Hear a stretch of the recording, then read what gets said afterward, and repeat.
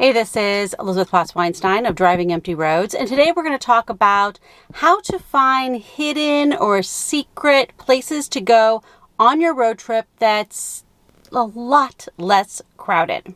So step one in finding those hidden or secret places is to first find the places that everyone else is going to go to. So when you're looking for the places that everyone else is going to go to, you're going to create a list of 3, 5, 7, 10 places in that area, national park, tourist area, whatever location, that are the typical ones everyone else finds. You may still decide that you want to go to those places too, but the idea is that you're going to go to those places during odd times of the day when there are fewer people there, and during the mid part of the day, typically 10 a.m. to 3 p.m., you're going to go to the more secret or hidden or less known places. So to find the places that everyone else knows about, you're just going to do what everyone else does. So first thing you're going to do is do a Google search, find all the articles, YouTube videos, etc. that have the top 10 things to do in such and such location. Those are the things that everyone else is going to find. You also may look for books put out by major publishers like The Rough Guide To and stuff like that. They'll have the typical places everyone goes to, forwarders, those big travel publishers. And then you also go to the website of the location itself. So if you're thinking about going to a national park, you go to the National Park Service website, and they'll have the top 3 things to do, the top 7 things to do, what to do if you only have half a day, those kind of things. So for an example, let's assume that you want to go to Death Valley National Park, which is a gigantic national park, and really the surrounding area around Death Valley National Park. So the first thing I would always do is where to go in Death Valley National Park, just to get the idea of where everybody else goes. Nowadays, Google will give you a list sometimes of results. So in Death Valley, we're talking about Badwater Basin, which is the lowest point in the United States, Zabriskie Point, which is an overlook, beautiful place that most everybody goes to. Then we have the sand dunes, one of the sets of sand dunes, Dante's View, the Devil's Golf Course. These are places that most people go, and tour buses will go to some of these places. Now, this crater is a little bit out of the way, but those are the main things that people will go to in Death Valley. The ultimate Death Valley National Park guide, top 16 things to do. I typically will look for TripAdvisor, because this is going to be a result that a lot of people will look at. We're trying to find, what do most people do? You may still want to do those activities, but just be aware that since a lot of people will be doing them, it's a good time. Those are good activities to do at the beginning of the day or the end of the day. So earlier in the morning, later at night, or in the evening. So Death Valley Ultimate Guide, how to get there, etc., where to stay, what to do when you're there. Okay, so it gives you ideas for hiking, Telescope Peak, which only makes sense certain times of the year, and also you need 4-wheel drive to get to the trailhead, I think, or at least high clearance. Natural Bridge, very popular place. The crater is more out of the way, but a lot of people know about it. Zabriskie Point, the racetrack. These are very common places. Titus Canyon, driving through that. Badwater Basin, of course. Looking at TripAdvisor. TripAdvisor is always going to have the things that are the most popular that most people are doing. Top attractions. Badwater, Zabriskie Point, Dante's View, Artist Drive. This is another big thing to do. Artist Palette's really the same thing. The Mesquite Flat sand dunes are the closest sand dunes to the main road. The visitor center, obviously. Titus Canyon, which is a drive to go. The crater, Devil's Golf Course. These are things that most people are going to be doing. You also want to search on YouTube. So, Death Valley National Park. What to do. So here you're going to have a number of different travel guides to Death Valley. I would recommend watching these. Some of these are from bigger companies like Expedia, and some of them are from individual YouTubers. These are going to give you the most popular things, especially from a company. You're also going to go to Amazon and look for Guide to Death Valley. Okay. These are the books that are being sold right now as new books. Now, some of them are going to be major publishers like Falcon Guide, Hiking, Death Valley National Park. Sometimes they actually have really good off the beaten path things. But some of these books are less mainstream books and actually may be a good source. We'll talk about that later. The other website you want to go to is the website for the National Park Service for Death Valley. Right now, I'm recording this in August, so it's giving a lot of warnings about high temperatures. But this is going to, typically they're going to have guides for things to do. So things to do, let's just look at sightseeing. 1 to 3 hour visit, do not miss Artist Palette, Badwater Basin, Cypress Creek Point. Half-day trips, Dante's View, the Salt Dunes, Harmony Borax Works. Here's something that we haven't seen in a lot of other places, so take note of that. Harmony Borax is right off the main road, but not as many people go to it.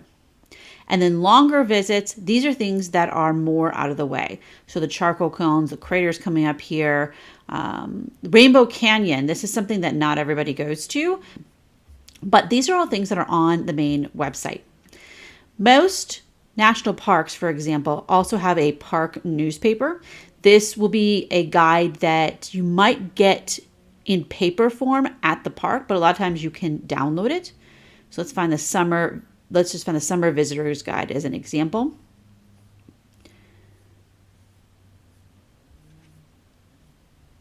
And here we have the must-see locations that are very similar to what we saw online in a map.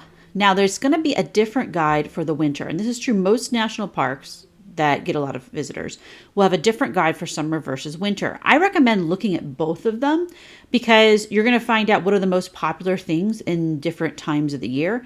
Here, they're pretty much just giving the same information for where that are must-see locations. But occasionally, they'll have certain locations that are only accessible at one time of the year or the other, and so there'll be fundamentally different things in these guides. Once you've made that list of those 3, 5, 7, 10 places to go that are the most popular, you're going to keep an eye out for other places that aren't on that list. And this is what we're going to be doing next in part 2, 3, and 4, is finding all the places that aren't on that list that are much less known because they're going to have a lot fewer people. The first place I recommend looking are maps. You can look at online maps like Google Maps. You're going to look at maps from books, atlases, all kinds of different places. And what you're going to be looking for are things to do that are not mainstream, that are on those maps in the same area that you're going to. So if you're going to some national park, there are going to be state parks, national preserves, Forest Service lands, lands that belong to BLM, the Bureau of Land Management, county parks, all kinds of other places that aren't part of the main place that you're going to. Most people will skip those places because they don't even know about them. So you're going to look at a map for all those other kinds of places.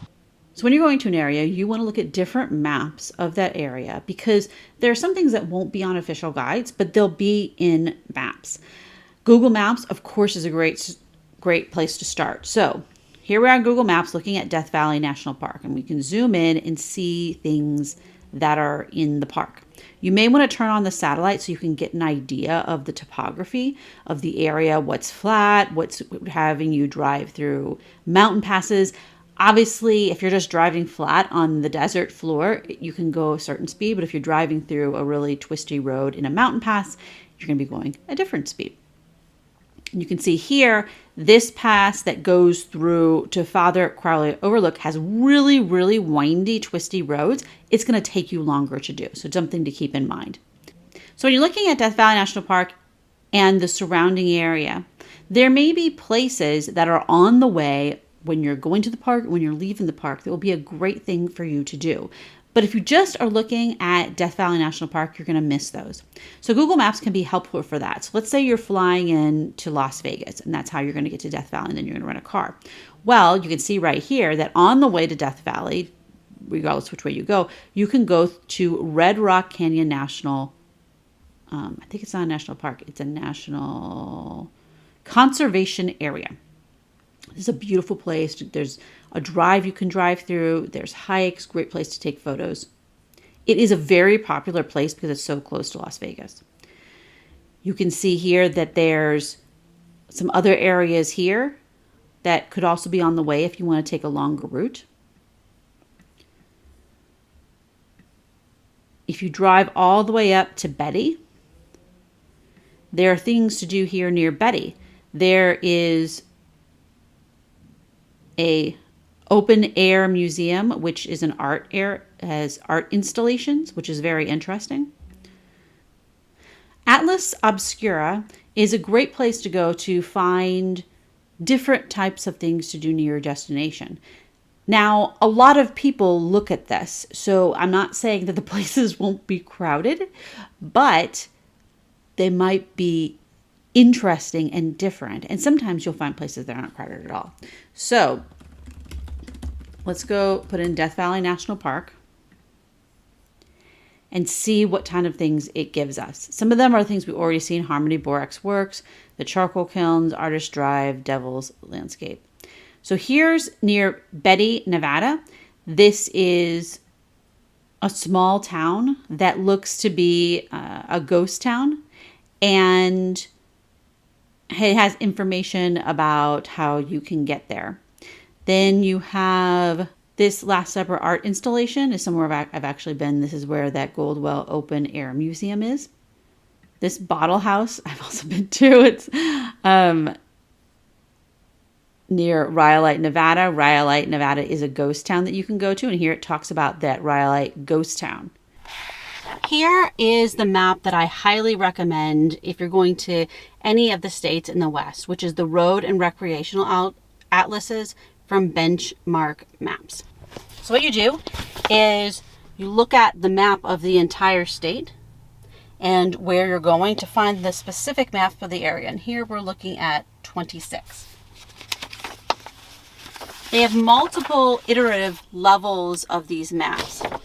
When you go to map 20 on page 26, it has both the map with Death Valley in it, and it has a guide that has all kinds of other information where it's located on the map. So for example, let's say you're going here to Death Valley National Park. You can see that not that far away is Mojave National Preserve, National Monument. Now, Mojave National Preserve and Mojave Trails National Monument. I absolutely love this place. It hardly has any people who go there. Wonderful place to go hiking, to see Joshua trees. Has more Joshua trees than Joshua Tree National Park. And it's a great place to drive on four-wheel drive if you have a high clearance four-wheel drive vehicle. Also, you can see over here Red Rock Canyon State Park, another great place to go to, beautiful. And over here you have Manzanar National Historic Site, which is where Japanese people were taken and interred during World War II.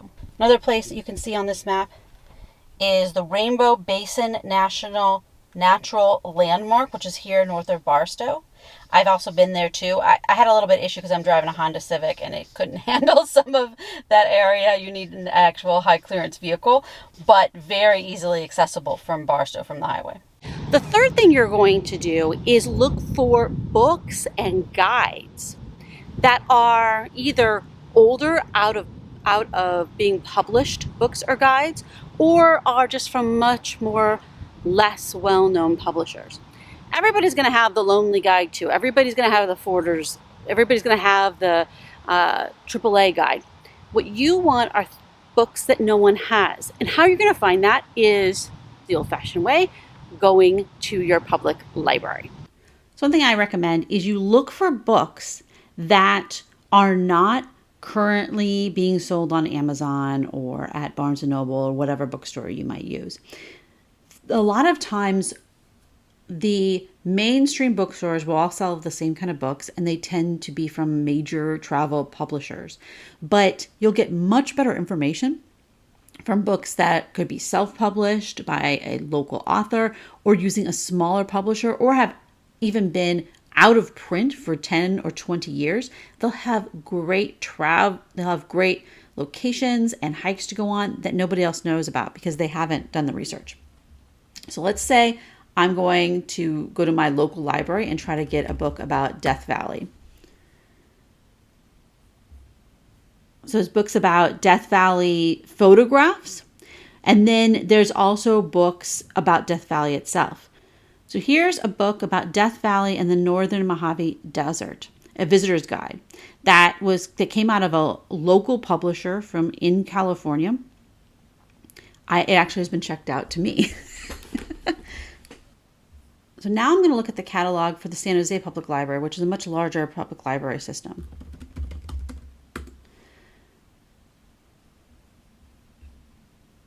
Now, some of these books are in the children's department. That doesn't necessarily mean that it's not going to be a good resource, but that's what the J means. So as an example, the San Jose Public Library has a room that's just about books that are local about California. And so this book about Death Valley and a number of other books it has are only for use in the library. They're reference books. So this is an important point to make, that if you're traveling somewhere, the local libraries will have books that really aren't available in many other places because they have a local collection. This may not be helpful if you're doing a road trip to a different part of the United States and you can't get access to these books. But sometimes if you're traveling relatively local to where you are in the same state or region, you can find great places to go by going to your local library or a more regional library in a larger town and getting access to their local collection. So as an example, here's a book that I found about Death Valley and the Northern Mojave, a visitor's guide by William Tweed and Lauren Davis. This book was published back in 2003 and has information both on the geology and climate and such and the history, as well as information on places to go. So for example, let's say you're looking for new places to go in North Death Valley region. So here we have Rhyolite 144. This talks about Rhyolite, which is a ghost town, has a couple pictures, and has a bunch of information. This also has a bunch of information about the Indian Wells Valley region, which is an area near Death Valley National Park. So for example, let's go over to the Desert Tortoise Natural Area on page 87. Here's a great map of this entire region. And you can see there are tons of places to go around here. Desert Tortoise Natural Area, Kelso Valley, Red Rock Canyon State Park, which I've been to, is absolutely beautiful. They have some nice hikes there. Many places to go. These are places that are very near Death Valley, but not in Death Valley itself. The fourth thing you're going to do is look for information from locals.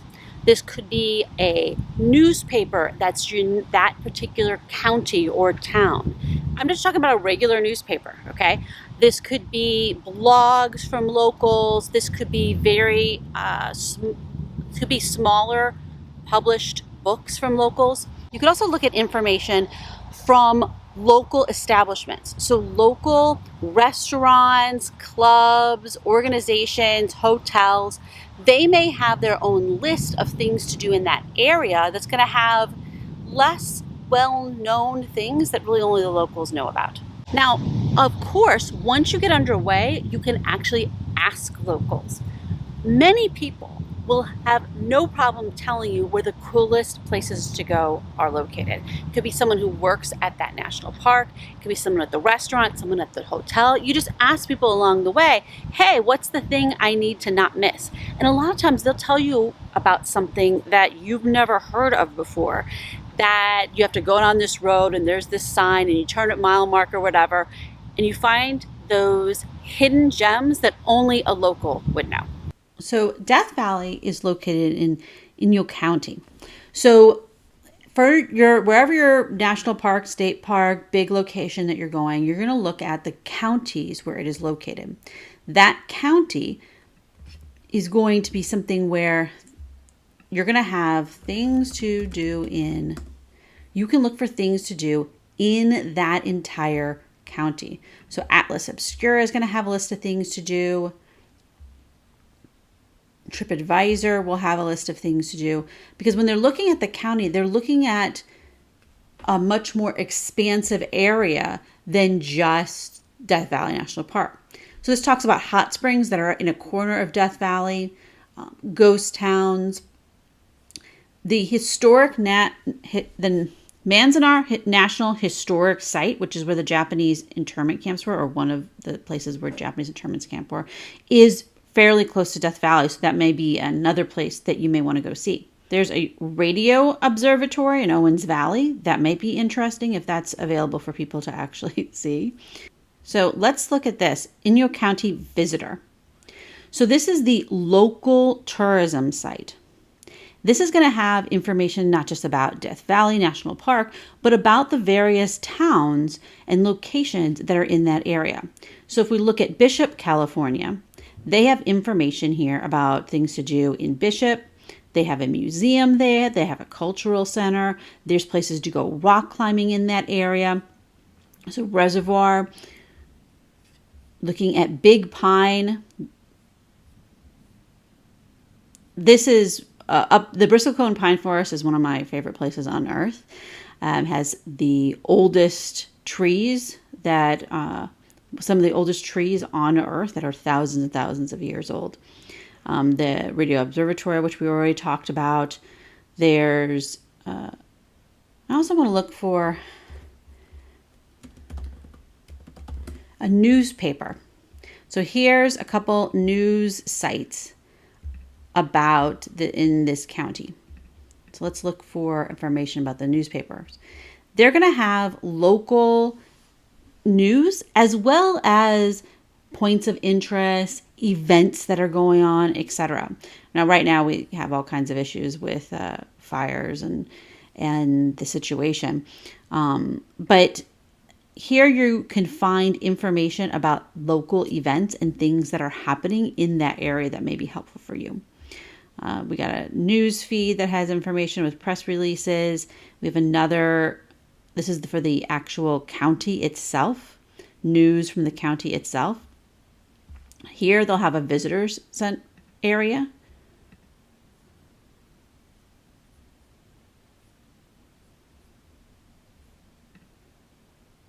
So here's a Death Valley Visitors Guide. This is something put out by the Death Valley Chamber of Commerce. It's going to have a lot of advertisements for businesses and things, but it will also have other information that you may not have already have received about, let's say, Golden Canyon. We haven't read things about Golden Canyon yet. The local towns, things to do at the local areas. Again, this is Elizabeth Potts Weinstein of Driving Empty Roads. If you found this video helpful, hit a thumbs up. Comment below if you have any questions or other things you'd like to share on this topic. And of course, subscribe if you'd like to watch any more videos about road trips, about travel, about hiking, all those kinds of things. Driving Empty Roads. See you guys next time. Bye-bye.